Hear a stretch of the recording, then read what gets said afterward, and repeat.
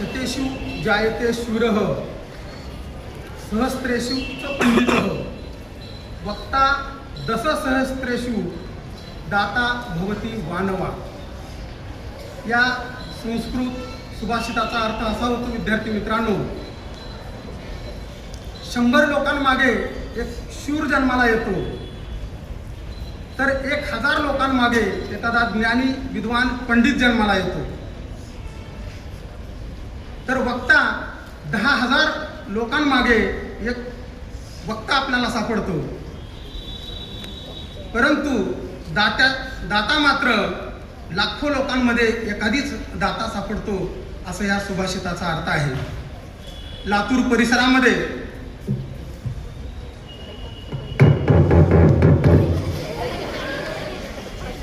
लातूरच्या परिसरामध्ये लाखो लोकांमध्ये असेच एक असणारे आपल्या संस्थेचे आद्य संस्थापक स्वर्गीय सेठ पुरणमलजी लाहोटी व त्यांचाच वसा अतिशय समर्थपणे आयुष्यभर राबवणारे त्यांचेच पुत्र स्वर्गीय राजा नारायणलालजी लाहोटी या दोघांच्याही शैक्षणिक व सामाजिक कार्यास व त्यांच्या विचारांना मी सर्वप्रथम या ठिकाणी विनम्र अभिवादन करतो. आजचा हा कार्यक्रम राजविद्या विद्यार्थी कल्याण मंडळामार्फत या ठिकाणी आयोजित करण्यात आलेला आहे.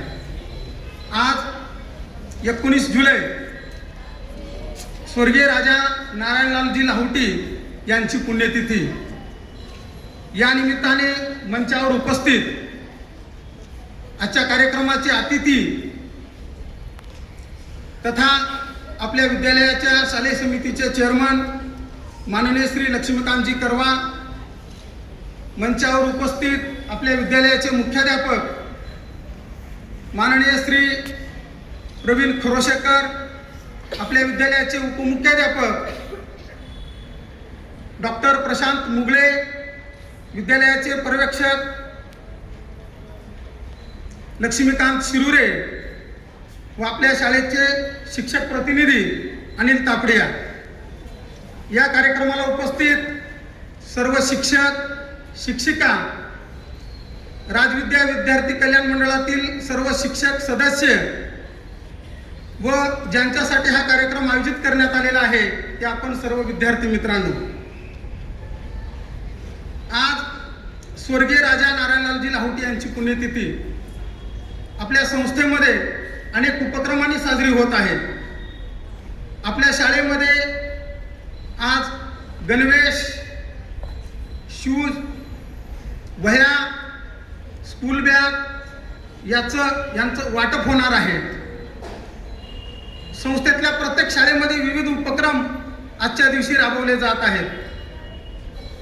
आज लाहोटी कंपाऊंडमध्ये स्वर्गीय राजा नारायणलाल लाहोटी यांच्या पुण्यतिथीच्या निमित्तानं रक्तदान शिबिराचंही आयोजन करण्यात आलेलं आहे. विद्यार्थी मित्रांनो, स्वर्गीय राजा नारायणलालजी लाहोटी यांचं कार्य हे आभाळा इतकं उत्तुंग आहे, अतिशय मोठं कार्य आहे आणि त्यांच्याबद्दल बोलायला मला या ठिकाणी आज सांगितलेलं आहे. मी थोडासा प्रयत्न त्यांच्याविषयी सांगण्याचा या ठिकाणी आज प्रयत्न करणार आहे. विद्यार्थी मित्रांनो, आपल्याला माहिती आहे अनेक लोक जन्माला येतात आणि मरतात, परंतु जयंती मात्र, पुण्यतिथी मात्र काही लोकांची साजरी होते. प्रत्येकाची जयंती पुण्यतिथी साजरी होत नाही. अशा लोकांची जयंती पुण्यतिथी साजरी होते जी माणसं इतरांसाठी जगतात, माणुसकी जपतात, अशाच लोकांची पुण्यतिथी साजरी होती. आणि असेच इतरांसाठी झटणारे, जगणारे राजा नारायणलालजी यांची पुण्यतिथी आपण या ठिकाणी साजरी करत आहोत. यासाठी तुकाराम महाराज आपल्या एका अभंगामध्ये म्हणतात, दह्याची अंगी निगे ताक लोणी, दह्याची अंगी निगे ताक लोणी, एक मूल दोन्ही मागू नये. आकाशिया अंगी चंद्र तारांगणे, दोघांशी समान पाहू नये. पृथ्वीच्या पोटी हिरा गारगोटी, दोघांशी संसाटी करू नये. तुका म्हणे तैसे संत आणि जन, दोघांशी समान भंजू नये. या अभंगामधून तुकाराम महाराज असं म्हणतात, एकाच दुधापासून जर दही, ताक आणि लोणी निघत असेल, परंतु या प्रत्येकाची किंमत मात्र वेगळी आहे. दह्याची किंमत ताकाला नाही, ताकाची किंमत लोण्याला नाही, लोण्याची किंमत तुपाला नाही. प्रत्येकाचा दर्जा, प्रत्येकाची किंमत वेगळी आहे. या आकाशामध्ये चंद्र आहेत, तारे आहेत, ग्रह आहेत, असंख्य धूमकेतू आहेत, परंतु प्रत्येकाचा दर्जा, प्रत्येकाचं महत्त्व मात्र वेगळं आहे. तसंच या पृथ्वीच्या पोटामध्ये आपल्याला हिरा सापडतो, गारगोटी सापडते, खडक सापडतात, सोनं सापडतं, चांदी सापडते, अनेक धातू सापडतात. प्रत्येकाचं मूल्य हे वेगवेगळं आहे. म्हणून तुकाराम महाराज आपल्या शेवटच्या कडव्यामध्ये असं म्हणतात, तुका म्हणे तैसे संत आणि जन दोघांशी समान समजू नये. खूप माणसं समाजामध्ये आहेत, काही सामान्य माणसं आहेत, काही असामान्य माणसं आहेत. काही लोकांना संतत्व प्राप्त झालेलं आहे, काही लोकांनी इतरांसाठी काम केलेलं आहे. म्हणून लातूरच्या परिसरामध्ये, महाराष्ट्रामध्ये त्या काळामध्ये अनेक लोक होते, परंतु त्या अनेक लोकांमधून आपण आज स्वर्गीय राजा नारायणलालजी लाहोटी यांची या ठिकाणी पुण्यतिथी साजरी करतो. कारण ते इतर लोकांपेक्षा वेगळे होते. त्यांनी इतरांपेक्षा वेगळं काम केलं होतं आणि इतर लोकांसाठी त्यांनी काम केलं होतं, म्हणून त्यांची पुण्यतिथी साजरी होते, कोणाची होत नाही. विद्यार्थी मित्रांनो, स्वर्गीय राजा नारायणलालजी लाहोटी यांचं कार्य सांगण्याच्या पूर्वी मी थोडंसं तुम्हाला स्वर्गीय शेठ पुरणमलजी लाहोटी यांच्या कार्याची मी ओळख करून देणं माझं कर्तव्य समजतो. कारण हा वसा ज्यांनी चालू केला ते स्वर्गीय शेठ पुरणमलजी लाहोटी आहेत. तुम्हाला माहिती आहे, आता सरांनी सांगितलं 7 जानेवारी 1940ला या संस्थेची स्थापना झाली. का केली असेल बरं या संस्थेची स्थापना पुरणमलजींनी? आपला भारत देश पारतंत्र्यामध्ये होता, आपण हैदराबाद संस्थानामध्ये होतो, आपल्या मराठवाड्यावरती निजामाची सत्ता होती आणि त्या काळातल्या शाळा म्हणजे स्वातंत्र्य चळवळीचे केंद्र होते. स्वातंत्र्य चळवळीसाठी लागणारे कार्यकर्ते त्यांना निर्माण करायचे होते, राष्ट्रप्रेमाचे धडे त्यांना द्यायचे होते. आणि असल्या मागासलेल्या लातूरसारख्या भागामध्ये मुलांच्या शिक्षणाची सोय पुरणमलजीला करायची होती. विद्यार्थी मित्रांनो, महात्मा गांधीजींच्या स्वातंत्र्य चळवळीमध्ये ज्या पद्धतीने जमनालाल बजाजांचं योगदान होतं, त्यांनी आर्थिक रसद पुरवण्याचं काम महात्मा गांधीजींच्या चळवळीमध्ये जमनालाल बजाजांनी केलं होतं. त्याचप्रमाणे स्वामी रामानंद तीर्थ हे हैदराबाद मुक्तीसंग्राम लढ्याचे सरसेनापती होते, त्यांना आर्थिक रसद पुरवण्याचं काम पुरणमलजींनी केलं. नुसती श्री मारवाडी राजस्थान शिक्षण संस्थाच त्यांनी स्थापन केली नाही, ही संस्थाच निर्माण केली नाही असं नाही, तर त्या काळामध्ये अंबाजोगाई येथे योगेश्वरी विद्यालय, याच्या पूर्वी औरंगाबाद येथे सरस्वती भुवन विद्यालय, शेलू येथे नूतन विद्यालय, हिप्परग्याचे शाळा, अशा अनेक शाळा त्या काळामध्ये सुरू केल्या होत्या. आणि ह्या सर्व शाळांना अतिशय भरीव असं योगदान स्वर्गीय शेठ पुरणमलजी लाहोटी यांनी केलं होतं. योगेश्वरी महाविद्यालयाच्या स्थापनेवेळी तो काळ 1935चा असावा. त्या काळामध्ये स्वर्गीय पुरणमलजी लाहोटी यांनी 1 लाख रुपयाचा निधी योगेश्वरी महाविद्यालयासाठी दिला होता. त्या काळामध्ये 1 लाख, मला वाटते त्या काळामध्ये 100-200 रुपये तोळा सोनं असावं. त्या काळामध्ये 1 लाख रुपये. नांदेडच्या पीपल्स महाविद्यालयाला 2 लाखाचा निधी त्या काळामध्ये त्यांनी दिला होता. एवढं मोठं भरीव योगदान पुरणमलजींचं राहिलेलं आहे. म्हणून त्यांच्या कार्याची दखल घेऊन भारताच्या पहिल्या लोकसभेच्या निवडणुका 1952ला झाल्या. त्यावेळी स्वर्गीय शेठ पुरणमलजी लाहोटी यांना भारताच्या राज्यसभेवर खासदार म्हणून त्यांची नेमणूक झाली. ही त्यांच्या कामाची पावती होती. विद्यार्थी मित्रांनो, स्वामी रामानंद तीर्थ, बाबासाहेब परांजपे आणि स्वर्गीय शेठ पुरणमलजी लाहोटी हे तिघही मित्र होते आणि तिघांनीही सामाजिक कार्यासाठी आपलं जीवन वाहून घेतलं होतं. आणि तिघही त्या काळामध्ये राज्यसभेचे खासदार होते. तुमच्या माहितीस्तव सांगायचं झालं, तिघही राज्यसभेचे खासदार 1954 मध्ये पुरणमलजींचं निधन झालं आणि पुरणमलजींनी जे चालू केलेला जे कामाचा गाडा होता, कामाची धुरा होती, ही आज आपण ज्यांची पुण्यतिथी साजरी करत आहोत ते स्वर्गीय सेठ राजा नारायण लालजी लाहोटी यांच्यावर येऊन पडली. 1954 ते 1993 तब्बल 40 वर्ष श्री मारवाडी राजस्थान शिक्षण संस्थेचे अध्यक्ष म्हणून स्वर्गीय सेठ राजा नारायण लालजी लाहोटी यांनी काम पाहिले आहे. आपण ज्या वास्तूमध्ये शिक्षण घेत आहोत ही श्री मारवाडी राजस्थान विद्यालयाची इमारत स्वर्गीय सेठ राजा नारायण लालजी लाहोटी यांच्याच काळामध्ये बांधून पूर्ण झालेली आहे.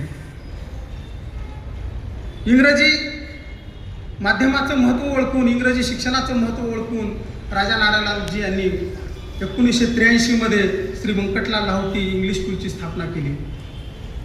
त्यांच्याच काळामध्ये या शिक्षण संस्थेचा रौप्य महोत्सवी कार्यक्रम झाला. त्यांच्याच काळामध्ये या संस्थेचा सुवर्ण महोत्सवी कार्यक्रम झाला आणि अतिशय संस्था पुरणमलजींनी जे आपण म्हणतो, पुरणमलजींनी जे छोटंसं रोपटं लावलं होतं त्याचं वटवृक्षामध्ये रूपांतर करण्याचं काम स्वर्गीय राजा नारायण लालजी लाहोटी यांनी केलेलं आहे. म्हणून त्यांचं महत्त्व खूप आहे आपल्या संस्थेमध्ये. विद्यार्थी मित्रांनो, ही श्री मारवाडी राजस्थान शिक्षण संस्था ही खऱ्या अर्थानं लातूरच्या शैक्षणिक पॅटर्नची जननी आहे. हे तुम्हाला मला या ठिकाणी आवर्जून सांगावं असं वाटतं. आज आपण जी शिक्षणाचा पॅटर्न म्हणून आपण लातूरकडे पाहतो, तो शिक्षणाचा पॅटर्न निर्माण करण्यामध्ये ही संस्था कारणीभूत आहे. 1940ला स्थापन झालेली शाळा, या शाळेतून शिकून गेलेल्याच विद्यार्थ्यांनी पुढे शाहू कॉलेज काढलं. मग ते माजी खासदार डॉक्टर गोपालरावजी पाटील यांनी शिवछत्रपती शिक्षण संस्थेची स्थापना केली आणि त्यांनी एक शाहू पॅटर्न निर्माण केला. त्यांना घडवण्याचं काम सुद्धा या श्री मारवाडी राजस्थान विद्यालयाने केलेलं आहे. त्याच राजर्षी शाहू महाविद्यालयाचे प्राचार्य राहिलेले J.M. वाघमारे सर, ते या श्री मारवाडी राजस्थान विद्यालयाचे विद्यार्थी आहेत. लातूरचा शैक्षणिक पॅटर्न घडवणारी ही संस्था आहे. राष्ट्रप्रेमाचे धडे देणारी ही संस्था आहे.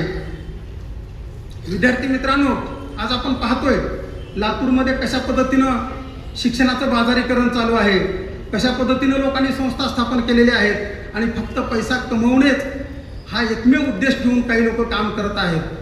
परंतु या शिक्षण संस्थेनं स्वर्गीय सेठ पुरणमलजी लाहोटी असतील किंवा राजा नारायण लालजी लाहोटी असतील, यांनी मात्र आपल्या खिशातून पैसे खर्च करून ही संस्था उभा केली आणि या संस्थेमध्ये कोणाचंही शोषण केलं जात नाही. या ठिकाणी मला आवर्जून सांगावंसं वाटतं. कुबेराला असं म्हटलं जातं, कुबेराला जर कर्णाचे अवधारे लाभले तर काय होईल, कुबेराला जर कर्णाचे अवधारे लाभले तर काय होईल, याचे मूर्तिमंत उदाहरण म्हणजे पुरणमलजी लाहोटी आणि स्वर्गीय राजा नारायण लालजी लाहोटी. कर्णासारखं त्यांचं अवधार्य होतं.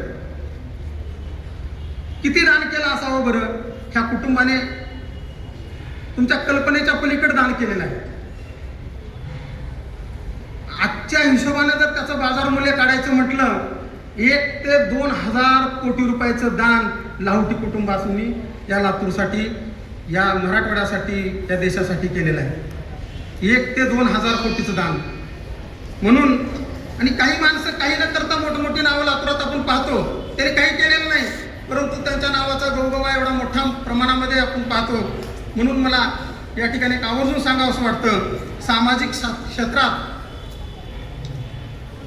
क्षेत्रात किंवा सार्वजनिक क्षेत्रामध्ये काम करणारी माणसं ही 2 प्रकारची असतात.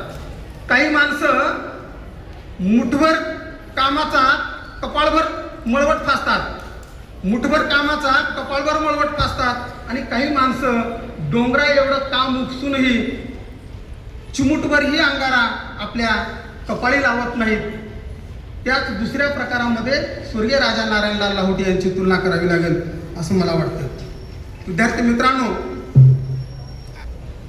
राजा नारायणलालजी यांच्या जीवनातले 2 किस्से मी फक्त या ठिकाणी सांगणार आहे.